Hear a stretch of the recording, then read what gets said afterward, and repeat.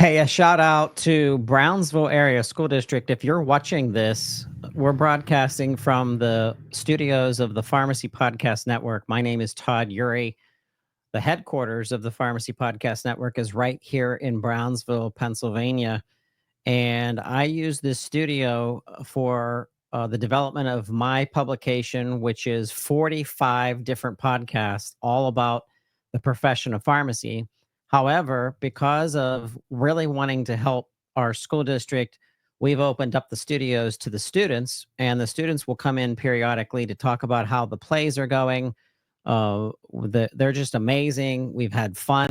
They come in here, they do that. Another thing that I'd like to start doing is using this studio to give more information to the public about what's happening in our school district in the realm of leadership. And something that's happening in our school district as of May 20th is going to be an election for school board. And I would very much like to run for school board someday, but my schedule and everything that's happening in our publication right now has really got me backed up. So I was not able to. But when I found out that my friend was running and his wife works at Brownsville Area School District, and he's actually been a member of Brownsville for quite some time, I'd like to introduce to the public, I'd like to introduce to Brownsville and the surrounding areas my guest here in the studios, and that is Tommy Little, who is running for Brownsville Area School District. And welcome, Tommy. Thank you, Todd. Hey, all right. So um, we all have lives. I'm a husband, I'm a father. I have a full-time business. It's anywhere from 40 hours in a light week, 80 hours on a heavy week. Sometimes I'll travel. Now I come home, I've got yard work to do. I've got to take kids to play practice and track practice and all kinds of silly stuff. And then we sometimes have friends, and maybe there's a date night, maybe not, but it's a busy world. You are in the exact same situation as me. You're a husband, you're a father, you got lots to do. So talk to us about yourself. Talk to us about Tommy Little, and we're going to get into why you want to run for school board. Okay. Well, my name is Tommy Little, and I graduated from Connellsville High School in 1997 and Cal U Penn West in 2001 with a BA in history. I moved to Brownsville about 5 years ago or so, and my wife, as Todd mentioned, she is an employee of the school district, so I get to hear some of the ins and outs and ups and downs. And I wanted to be able to be of some help for the community, for the faculty, for the staff, for the students especially. And how can I take part of that and help directly affect that? I felt maybe running for school board would be a good way to satisfy how I can help the community. Well, it's wonderful to hear. I, for one, believe in innovation. When I'm talking about innovation in my neck of the woods in pharmacy, it's the slowest tree sap process to change things. But we desperately need change in the pharmacy industry, and it's happening. It's just not happening at the speed. There's no difference in the Brownsville Area School District. We have things that have been locked in place that should have died off or should have changed 5, 10, even 20 years ago. And that's just the way that we function as a society, as a small town in southwestern Pennsylvania. It's a shout out to old ways of thinking. I consider myself a conservative more so than someone that's liberal, but I think I'm more of a independent, where I think libertarian, like in the middle of things. But when it comes to a school district, and I think of school board, if I had the powers of the universe and I get to be the king and pick school board members, I would pick somebody that was strong in land development, somebody who was good at grant writing, somebody that might be a lawyer, somebody that has understanding of curriculum and building curriculum programs that work for kids, someone in special needs, someone. So what I'm saying is it's almost like forming the Marvel Super Friends gang, where the Avengers, where we have all these subject matter experts to come together to empower our school district, because we can't afford at, I don't know, $80,000, $120,000, $150,000 each. We don't have money to pay 7 or 8 or 9 school board members all this money. We need you to give your time to direct our school district almost as if you're running a business. And that school board needs to help the superintendent and the principals and the administration and and people that are collecting tax money to do what's best for our school district. So I want to commend you. I want to applaud you for putting this out and how much time it's going to take for you. What have you thought about in kind of talking with Chantel and kind of like changing your life a bit so that you can commit to the school board? I feel that it is something that it takes all 9 members of the school board to work together in unison with the school district employees, with the school administration to make it all work.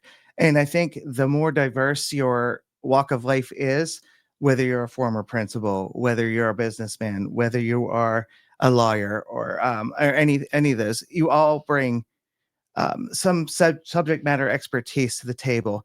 And I feel that as a McDonald's manager for the better part of 30 years now, I can help bring some of that business expertise, but also dealing with people for as long as I have, and be able to find a way to work together to help bring a common goal for the school district and help perform at its best. Excellent. And what I want to just ask you is like the partnerships that you want to create with community leaders, with businesses that are in the area. I think of the business side of a school district, and I think of attracting companies to come into Fayette County, to come into Brownsville Area School District, so that we can develop more tax revenue or more spending, more donations from a business that wants their business associated with the community, because then it means the growth of their business. So, how would you partner with community leaders? How are you going to help strengthen ties with Brownsville Area School District and support a growing economy? So what I would like to do is I would like to work with each borough within the district, the Brownsville Borough, Redstone Township, for example, working on the ways to clear out some of the blight that are in their business districts to help attract new businesses. Because it's no secret that Brownsville School District is struggling from a lack of income. Mhm. We have several businesses that are around, and it's great, and I love local businesses, but you can't draw all your tax revenue from those businesses because you want to keep them in business. We can't tax them out of business. Mhm. So I think it would do wonders if the school district and those communities could work together and find a way to bring some more business. What do we do with all these dilapidated buildings in the borough, for example? Can we raise them? Can we attract new outside visitors, outside businesses? Can we hold those that hold the building as a property owner now accountable for the tax debt that they seemingly have been owed for a long, long time? Mhm. And we're way behind on collecting those debts. Um, but the upshot of it is it's going to be essential to bring in new life, to bring in new income for this district to help it move forward and thrive. Because I'm an outsider, I did not grow up in Brownsville. You grew up in Connellsville, so you're much closer than me. Matter of fact, you probably had friends in Brownsville at some stage of your Mhm. early life. Me, didn't know a freaking person from Brownsville until 2012, and that one was my wife, and that's the only reason I moved to Brownsville, was to spend my life with her. Love it. I have the best life ever, best wife ever. A shout out to Nicole Mayers. There you go. Mayers Eury. All right, but that that difference of going from Cranberry Township, Zillionople, who, by the way, went through a Brownsville like change, but they did theirs 30 years ago. Okay, they did theirs when the steel towns collapsed. Zillionople, Evans City, Cranberry Township was thought of as a farm town. Mhm. We got made fun of by Butler High School. We got made fun of by North Allegheny. We were a bunch of, I guess, backwards farmers, whatever. And we really had chips on our shoulder. We fought hard. We did really well in football. We went to the stadium in 1991, which was freaking amazing. And in quad three, or I'm just not triple A football. And I think they're now freaking 5A or something like 5 or that 6, now. yeah. But what they went through with small town thinking politics held them back from evolving, held them back from changing things. And then something happened where the county and some of the city commissioners and some of the county commissioners, they all came together and they just got their butts in gear, and things really took off and they changed. We live in Fayette County that has been announced to being like the second or third least popular county in the realm of either revenue, or we're not doing so well when you add up all the statistics. And so we're kind of low of how many counties there are in the state of Pennsylvania. To me, that's a positive, for all of us listening and watching this video on YouTube, because it gives us the chance to only go one direction, and that's changes and up and transformation. But the only way that that is ever going to happen, Tommy, is if we bring in new people into different roles. So, for example, we need to get rid of, this is hard politics right here. We need to get rid of 2 of the 3 commissioners that are in Fayette County, because if you look at their tenure and you look at the outcome of their tenure on Fayette County, it's been not good. It's been a D minus or even an F for Very failing the stagnant, county. yes. So if we had new commissioners, it would bring in new ideas, it would bring in innovation. A school district is the exact same thing. It's just a miniature of the county. Now your budget is smaller, but it's still the same mechanisms, it's still the same. So when you think about that, and you think about the support, and you think about what has to happen in Brownsville, but one school district member can only do so much. Correct. So what do you think the collective 9, if you had a magic wand, what could be like the first thing that you focus all together on to change to at least get us to the next stage? I think academics is something that we really need to work for. And how do we get there? I understand now that they have a very good literacy program that they're starting to lay the foundation this year as being the first year for it. And I think they're on the right track now. They just need to grab more support from the board, from the community, from all those involved, and parents especially. Which I think tends to be kind of the weak link here, is that, not to paint all the parents in a broad brush, but there are some that are just not supportive of what their kids are working on. But I think if you build on the understanding, the foundations of literacy, I think that would lead to better understanding of history, social sciences, real sciences, mathematics. Because I mean, when you get to high school, how many classes have word problems in like algebra, right? So I think just the understanding of what they're asking, it all goes back to the foundation of a proper literacy program. And that's something I feel strongly about and would love to support. And I think that would be the foundation of building a great academics. Yep. Yep. I also would like to take a look at the supply, and I don't know how taxes work in a school district, to tell you the truth. That's why I don't even feel like I'm qualified yet to get into a school board per se. I think it would take less than a week for me to refresh, understand, apply, and study how a school district gets funding from tax money, from the mill rate, from businesses, from fundraising, from grants that you reach out to the state and you say, hey, can we get this grant? Can we do this? So when those are the more complex things, it's definitely not easy to do. You definitely need multiple people on school board to really come together with such projects. But what I do know, just being here since 2012, is I feel like the school board is stuck with people that have been on the school board, in my opinion, as a taxpayer, for way too long. So let's talk about term limits. What are your ideas around keeping school board fresh, but not too fresh, because you want them to gel, you want them to be able to progress and build and build and build. But 20 years, 15 years, 20 years, 30 years on a school board, come on. Yeah, I totally agree. I think term limits are a great idea in every office. Depending on the office, depends obviously on the length of term that would be required. To your point, to build a gel and build a good system together. However, you don't want it to become stale and stagnant. Maybe that's 8 years, maybe that's 12 years, somewhere in that window. I Mhm. feel is probably a good idea, because after you get elected your second term, I feel that a lot of politicians become complacent. Oh yeah, Mhm. as in, oh yeah, I've made it. Yeah, I can just coast now and start collecting, all the back, lobbyist money or whatever.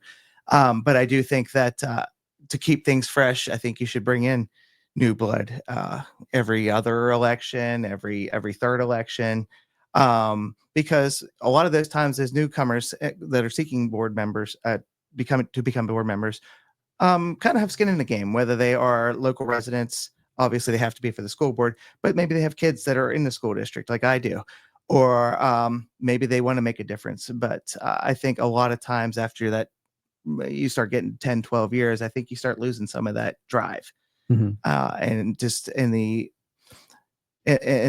thought of avoiding the complacency.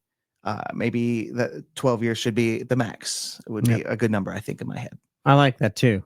So, or people that you're listening to, if you're listening to this right now, you're watching on YouTube, I do want you to take a look at Facebook. Go to Facebook, put in Tommy Little for Brownsville Area School Board. It's going to come right up.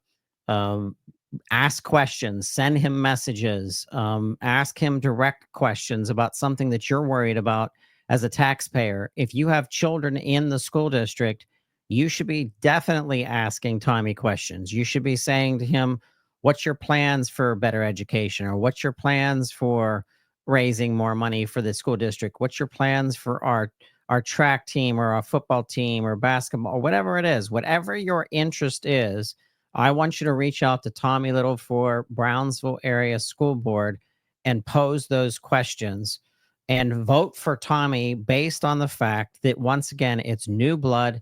His Chantel, his wife, works for the school district, so he has skin in the game. He has double skin in the game, triple skin in the game if you count your two daughters. Mhm. And I think there's something to that of being able to stand behind our teachers, stand behind our superintendent and our administration and support them.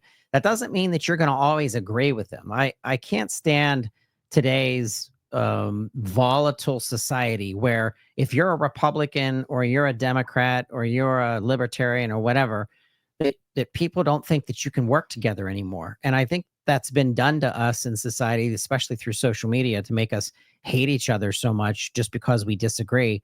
Because but there's some mechanisms behind the scenes. This is the conspiracy theorist in me, that they don't want us to work together because they're afraid that they'll lose power. So Absolutely. when I think of the school district and I think of the school board, I think the best thing in the world is to be working together as one unified voice in school board. But that doesn't mean that you have to agree on everything. Absolutely. That's So give me correct. your opinion on agreeing and disagreeing and working through those things. I think agreeing on everything is just it's too simple. It's too simple. It feels like you're just, yeah, I'm just trying to get through this meeting. I'm not going to have a dissenting opinion because I want to go home and I want to cook dinner. I think there's healthy discussions available when you can intelligently disagree with one another. Not every answer is a 9-0 rubber stamp vote. I think there should be discussion on everything. And it's hard for me to grasp, just been at some of the last several meetings, that most of everything is a 9-0 vote to pass. Yep. I think it should be. Now I'm not privy to what happens behind closed doors during executive sessions right now, but I'm hoping that there is intelligent conversation and back and forth and some points and counterpoints.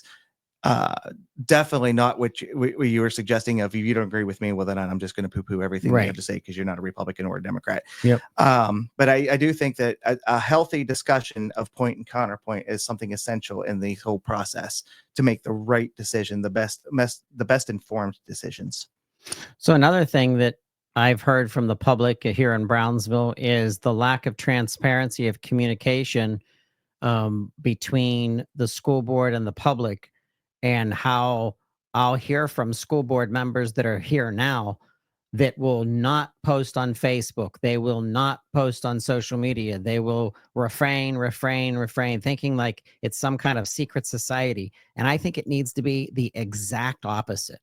I think that there needs to be, I think we should Zoom meeting every single meeting of the school board and throw it up on YouTube and get people involved, maybe even get people to plug in live and ask questions remotely or something. Are they doing anything like that with remote?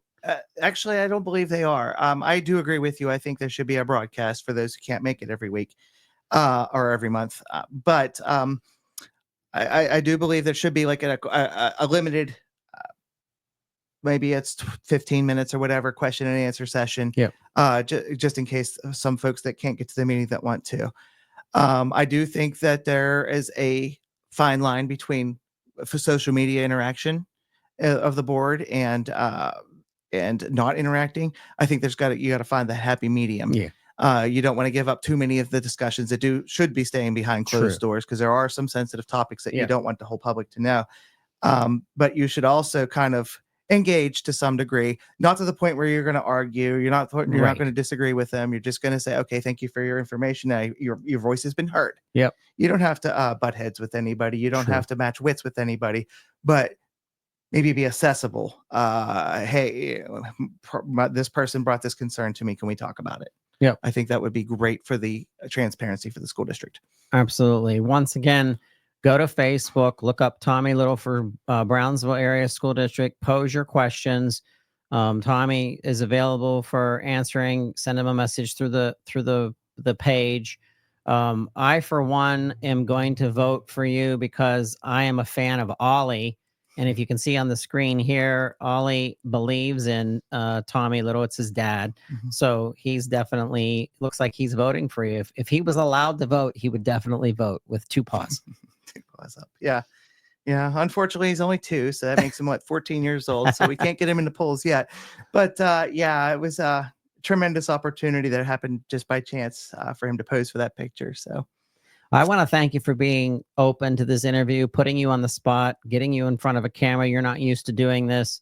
I'm doing this over 4,000 times in freaking 16 years of podcasting, but having someone that I respect and I think that could do a really good job getting out there and talking to the public of why you think you'd make a good school director, I think that's important. So I want to thank you, Tommy Little, not only for running, but doing this interview tonight.